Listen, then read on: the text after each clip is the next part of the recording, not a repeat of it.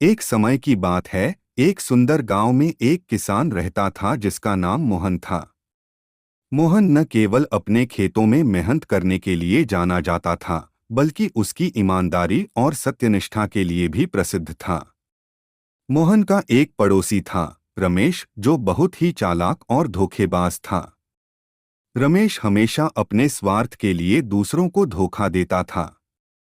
एक दिन रमेश ने सोचा कि अगर वह मोहन को फंसा सके तो उसके खेत भी हड़प सकता है। उसने एक योजना बनाई और गांव के सरपंच के पास गया। उसने सरपंच से कहा कि मोहन ने उसके खेत से सोना चुराया है।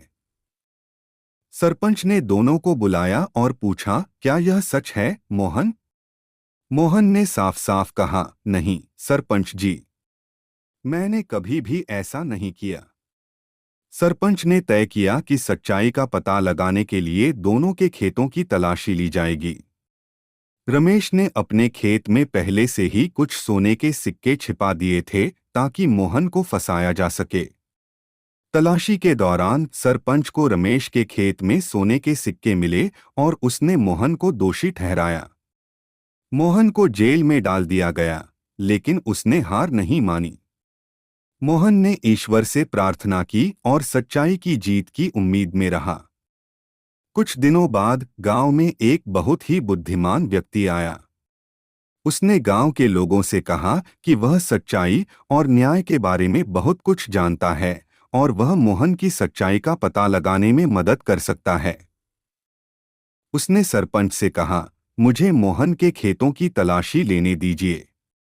सरपंच ने सहमति दी और बुद्धिमान व्यक्ति ने मोहन के खेतों की गहराई से तलाशी ली। उसने पाया कि जमीन के नीचे एक पुराना बक्सा दबा हुआ था जिसमें बहुत सारे सोने के सिक्के थे।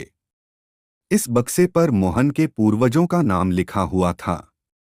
बुद्धिमान व्यक्ति ने सबको बताया कि मोहन के पूर्वजों ने यह सोना यहाँ छिपाया था और मोहन निर्दोष है। उसने रमेश की चालबाजी का भी पर्दाफाश किया और रमेश को सजा मिली। गांव के लोग मोहन की ईमानदारी और सत्यनिष्ठा की प्रशंसा करने लगे। मोहन ने सच्चाई की जीत का सबसे बड़ा उदाहरण प्रस्तुत किया और गांव में फिर से शांति और विश्वास लौट आया।